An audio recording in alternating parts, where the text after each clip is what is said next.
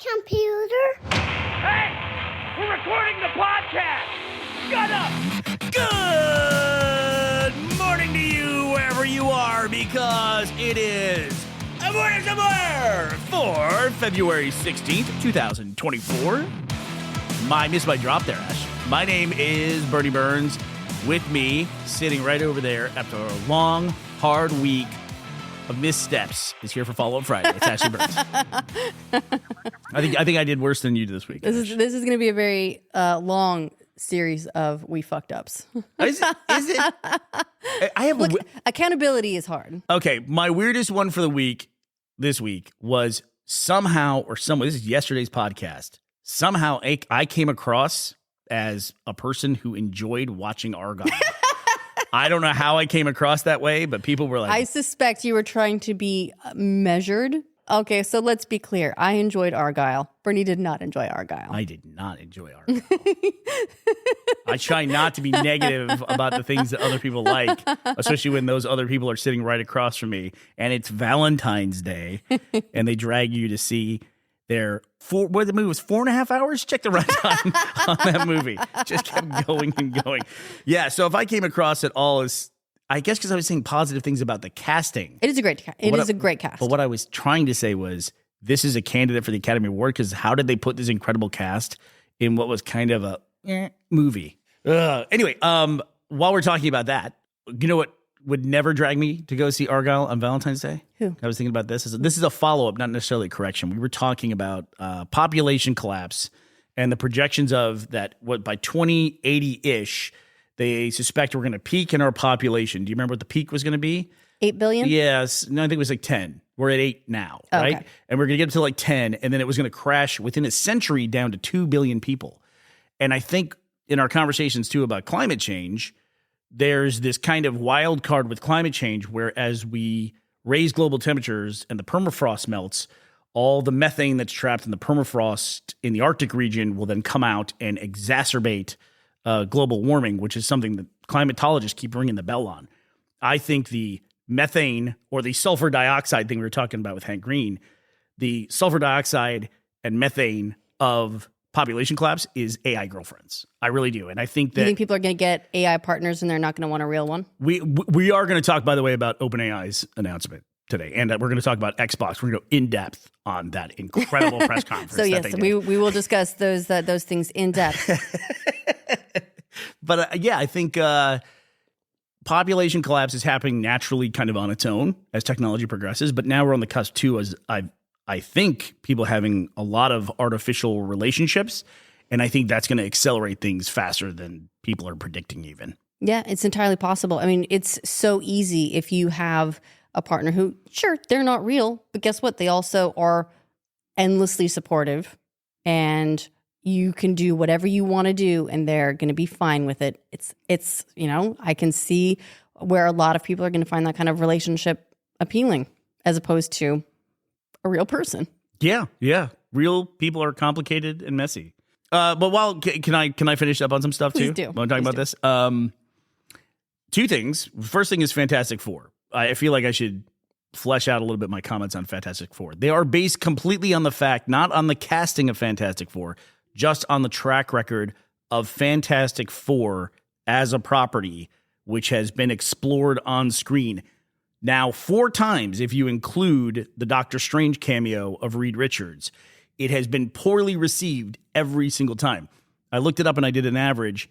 All the Fantastic Four properties have an average of 25% on Rotten Tomatoes. That's not a high percentage. And if I may give the audience homework, I couldn't find a franchise or a property.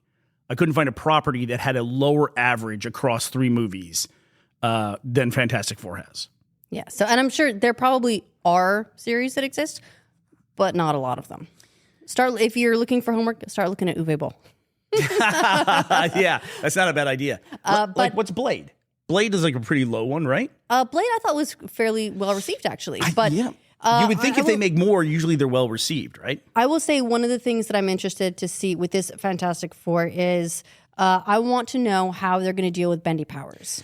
Dude, I think you've nailed it. I think it's the bendy guy. But here's the thing. So there was the Ms. Marvel TV series that was on Disney Plus. That character, Kamala Khan, has now she's entered the MCU film proper with the Marvels, but her powers in the comics, right? They're bendy powers. She's got, the bendy, stretchy thing going on. And they changed that in the movies, so now she makes light physical into mass, basically, into mass. So she can make objects out of light. That's probably because I think bendy stretchiness is one of those things that is difficult and is going to continue to be very difficult to do in live action. Works for Elastigirl, probably not going to work for Pedro Pascal. Yeah, it does work for Elastigirl. That's a good point. So it works in animated. It works in comics. Obviously, it's okay.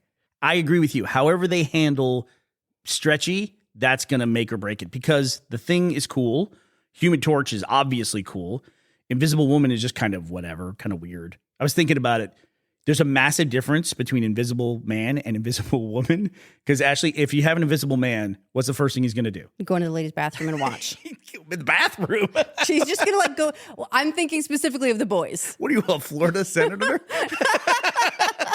Go into the locker room or something. It's always like Invisible Man is going to find a way to watch naked ladies, right? That's what's going to happen. First thing. What's Invisible Woman going to do? She's not going to do that. She's going to nope out of some uncomfortable social situation. Or just hide from men. It's like, how can I get away from men permanently? Oh, wait, I'm invisible. I can do that now. It's very, very, very different experiences. But then it definitely comes down to me, how are they going to handle Stretchy Guy? Because even there's a little bit of stretching, a little bit in the Doctor Strange with Scarlet Witch. And people were still like, this is a horrible appearance. Yeah. So I think maybe if they just change it to accomplish similar goals, but maybe just don't physically stretch. I think that the uncanny valley of watching a realistic human body stretch is just too far. It's gross. Imagining that happening with Pedro Pascal it's gross. Right? It's gross. Not cool. It's gross. Like even Elastigirl could do like the parachute ball thing. And if they did that, No, absolutely it's stretching's weird too, because in the comics, it's like, it's kind of a basic thing, but even you can go watch some of these YouTube breakdowns. The DC equivalent of it is Plastic Man, who is, I think, in Super Friends or maybe had his own show. But it's kind of like the Flash character, where Flash he was fast. But then over time, as people became more sophisticated in the way they approached Flash, he became like this hyperspeed relativistic character, right? Like he was the way they expressed all this crazy relativity stuff. And he became wild. He wasn't just a fast dude. And they've done the same thing essentially with what does it take to be a stretchy person. And Plastic Man has done that more. Like he's immune to mind powers, things like that. Like they even showed ways that he could defeat Superman. Almost becomes like the Squirrel Girl of that universe. Okay. But I want to point out to you before we finish on Fantastic Four, it is great casting. The last Fantastic Four movie, the one that got... Fourntastic or whatever it was? Yeah, Fantastic Fourn. Fourntastic. Whatever it was. Silly name. Everyone was like going off of that whole like 7 thing with putting the 7 in the title. That cast was Kate Mara, amazing. Michael B. Jordan, amazing. The guy who played Billy in Billy Elliot, he was Thing, great. Amazing. And I completely forgot this. Miles Teller was Reed Richards. No shit. Really? It was like a young version of Fantastic Four. That's a phenomenal cast. 9% on Rotten Tomatoes. Yeah, that's tough. 18% audience score. So if I can challenge the audience, try to find something that's got a lower batting average than Fantastic Four on Rotten Tomatoes. All right. I'd be curious if someone could find it. Do you have any other follow-ups for you? I have one, and that is that the other day we talked about the trend of I asked AI to write Friends script. And we got a lot of responses about that. People being like, it was mostly, they were just comedians writing these things, just having a ball with them. And they were never written by AI in the first place. I had never looked that far into it. I saw a lot of things and went, okay. So if they were human generated, fine. I do think, however, that if they were not being done by sort of like burgeoning AI industry insiders, that they would have been seen by them going, oh, people do have an appetite for this sort of thing. Because it does feel like it was still, whether intentionally or not, even if it was just a meme, it was still as you like to say, Bernie, a litmus test. Yeah, litmus test, right. For if people would be willing to, if they would find AI generated content entertaining. Well, it was interesting because I read some of those comments as well. I was never in the camp where I believed it because I always thought, who has access to these advanced AI trainable LLMs that then also is making shit posts on Reddit? You know, that's not going to cross over, right? You don't think that seems like an AI developer thing to do, though, is make a shit post on Reddit? Maybe, but the whole thing for me was how interesting is it looking back now that the meme was about training an AI in weird ways. When you fast forward 4 or 5 years, and here we are, what's the biggest current issue that people have with AI? Is the data scraping and how they're how trained. is it trained? It's like, oh, it's because you just fed stuff into it. Right. And all of these memes were, I fed stuff into it and had it, stir it all up and then spit something back out at me. And is the fact that though that meme existed 4 years ago what fed people to think about how AI are trained? Or is it some weird coincidence that they focused on that? I don't know. It's interesting to me that was the shit post 4 years ago, and yet now it's the major issue. Yeah. It's not a hill I'm willing to die on. They were dumb old memes.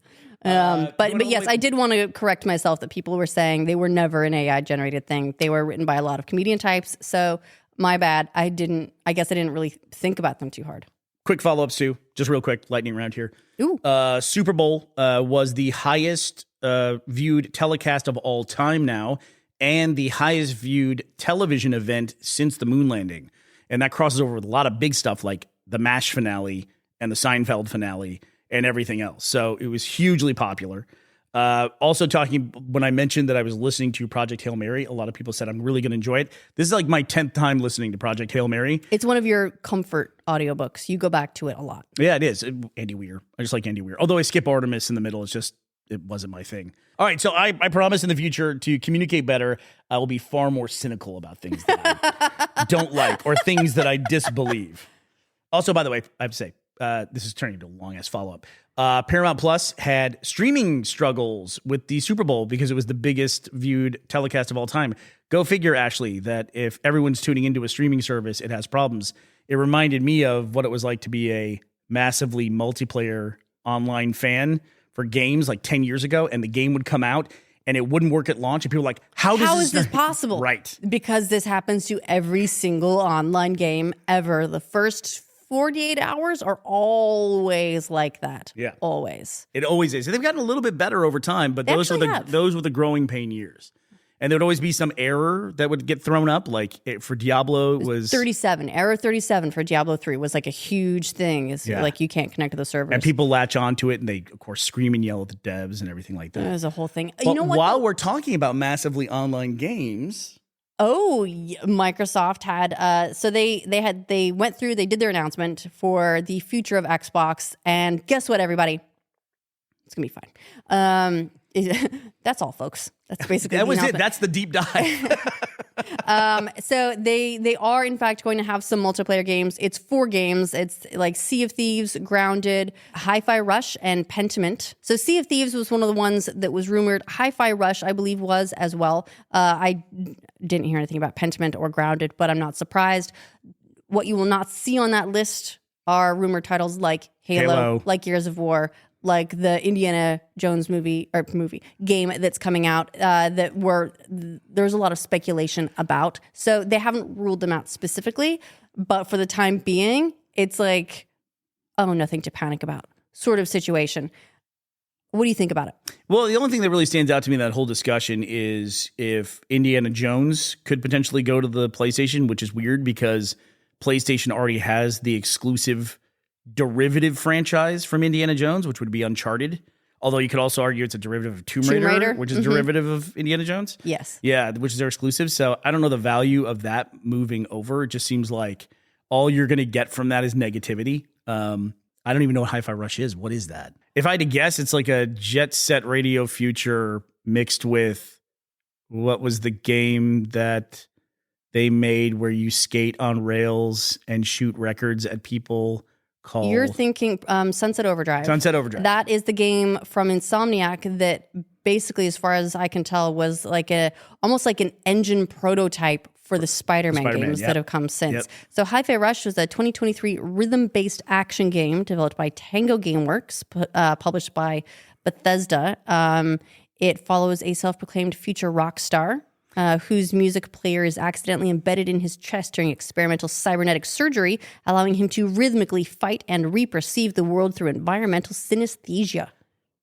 So I feel like, if I may, our conversation about this Xbox press event is longer than the press event itself. Because everything that I've read about it was just like, why was this hyped beforehand? Okay, I have a theory about that. Go ahead. So my theory is that this is a boil the frog scenario.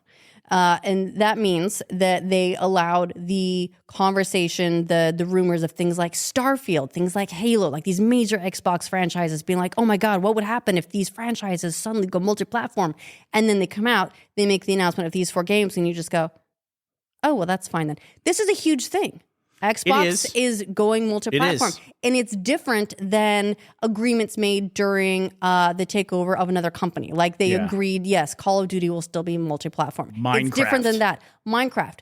It was already multi-platform when they acquired Mojang. Yeah. So this is different. This is Xbox specifically taking some of their games, their platform exclusives, and making them not exclusives anymore. It's still a big deal, but it's not Starfield. It's not Halo. It's not Indiana Jones. And so the response after considering those things, after thinking those things might happen is, oh, okay, then that's fine. So it sounds like you're saying this is like the preventative measure that worked. So it seems like nothing happened. Yes. But it's because they did everything right. Yes. They tried to avoid the meltdown, which they did.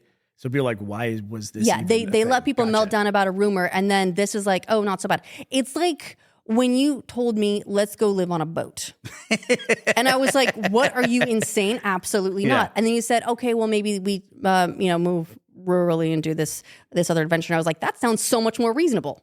So that's my theory. I think it worked. I'm not upset about these games going multi-platform. I think that it's great to have more people exposed to Sea of Thieves, which is a great game. And the publishers or the developers, Rare, have been supporting this game amazingly. You've had a great time with it.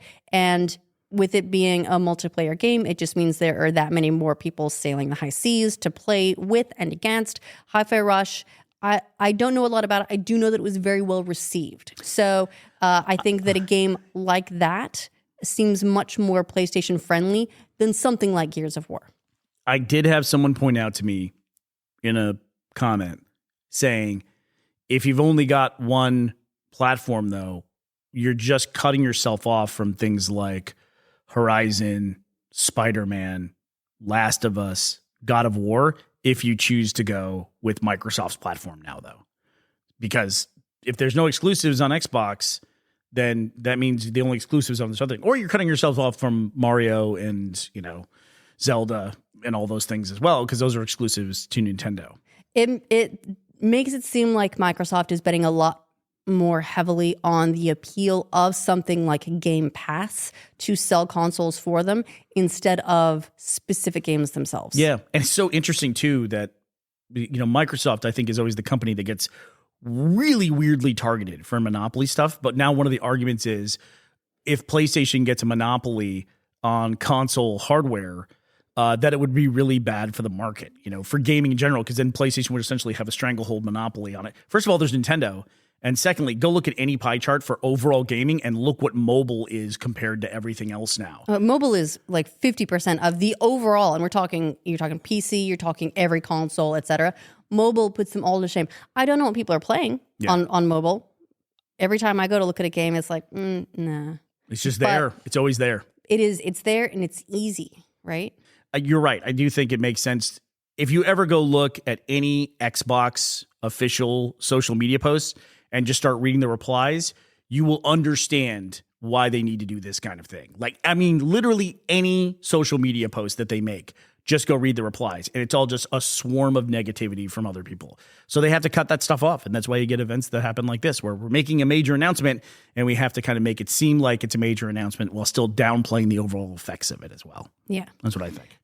What I think was a much, much bigger deal, Bernie, is that overnight, OpenAI is blowing up the stock footage market. They announced a new thing. They announced a new project. It's called Sora. because they're big fans of Kingdom Hearts. And it is a text to... Who is it? It's a text to video, a generative AI tool. It's not out yet. They've just announced it. They've said that it's with their analysis teams, basically, but they've posted up several examples on their website of basically the prompts that they put in and the footage that this new tool spit out. And Bernie, it is terrifying. I look at it and I see the end of, well, the stock footage industry. I see the end of all those negotiations from the Screen Actors Guild about not being able to scan people's faces without permission to make them extras in the background of all movies forevermore. And I can see this taking over a lot of things. I was looking at the read the subreddit for visual effects artists, just RVFX, and the top post is "It's now or never." And it's only about 100,000 people in this, but it's visual effects professionals. And the topic of the discussion in the post was, "We need a union now. Visual effects artists don't have a union. We have to do this right now. This is it." I think it's too late. And that everyone in the post saying, it's just too late. I think that they needed to do it before this was released. I mean, I guess it's not released in the wild, but before we knew for sure. Everyone knew that this was coming, but it wasn't announced yet. I had a discussion with Matt. It was probably, when did Avatar 2 come out? Like a year and a half ago at this point. And it was in the run up to it. And he was talking about how Cameron had everything planned out for like 10 years out to Avatar 5. And I just said, he's not going to make it. He's not going to finish him in time. There's no way. Somebody else will make Avatar 5 before he does. And it was funny because in the middle of the night last night, Matt was the person who sent me the first link to Sora. And it is absolutely wild. And I know it's, you read that, we'll post the VFX subreddit post in the link dump today. And it is really easy to get scared and depressed about these things. I feel like, though, there's some of us who have seen this before with the internet. When the internet came out of nowhere, but it really didn't. It was stair steps like this. First we got email, then we got instant messaging, then we got web pages. And it absolutely positively did change the entire world. And this is probably that on steroids. But the only thing I'd say to people is you go into the weekend, don't be scared about this stuff because the world changes around you all the time. And sometimes it makes big steps and sometimes it takes little ones. The one thing I can say about people who grew up with the internet stuff when it changed was we all very wistfully think about the time before the internet. Like it's a very valuable memory to all of us, what life was like before that. And you need to think that you're there now. You're in that moment. You will look back at this time now. Do you remember before reality ended? You remember you could look at a picture and, you would even say like, oh, but the pixels, because you could tell when things were not real. You at least had an idea of things that weren't real. Now you're not sure about it. But whatever it is, you will look back at this time because things are about to change so dramatically and we're starting to see it get faster and faster. You will look back to this time right now. So maybe this weekend, just take a moment. Take a look at the world around you and kind of catalog it, and remember it. Honestly, because you'll look back at this time and this is a really special time. And it won't be like this for much longer, for better or for worse. Yes. And there's no reason to think it'll be worse, right? There's no reason. I think a tool like this is, in my opinion, going to have some really interesting effects. And it's easy to be doom and gloom because there's a lot to be doom and gloom about. There will be a lot of lost industry. There will be a lot of lost job. But to some degree, it could also end up like YouTube, right? Where YouTube made it possible for you and me to just sit down and make videos. And we had everything we needed to make videos on a laptop, or now it's on a phone. And there's a whole new level, a whole new type of content created. Movies still exist. Theater experiences still exist, but now we also have a totally different type of video content. And I think that AI is going to fill that role for a lot of people. What if they want fan art? Right. They want fan art of a specific thing, but they don't draw.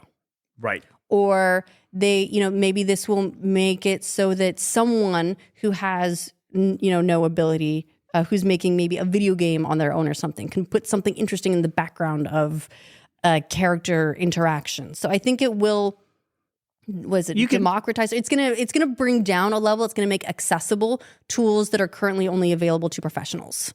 Democratization is a great way to say it. You'll be able to see things that you want to see, and it won't just be a select few group of people that get to do that. But like, say, for instance, you're a person who really likes Twilight. You think, I would love if this was like an S&M bondage adventure instead of a vampire thing. And then maybe the star of that movie could go on and make a really shitty Spider-Man movie. You could make that happen. It doesn't just have to be one person's vision. You can do your version of that. All right, well, have a great weekend, everybody. We will be back to talk to you on Monday. We hope you'll be here as well. Bye, everybody.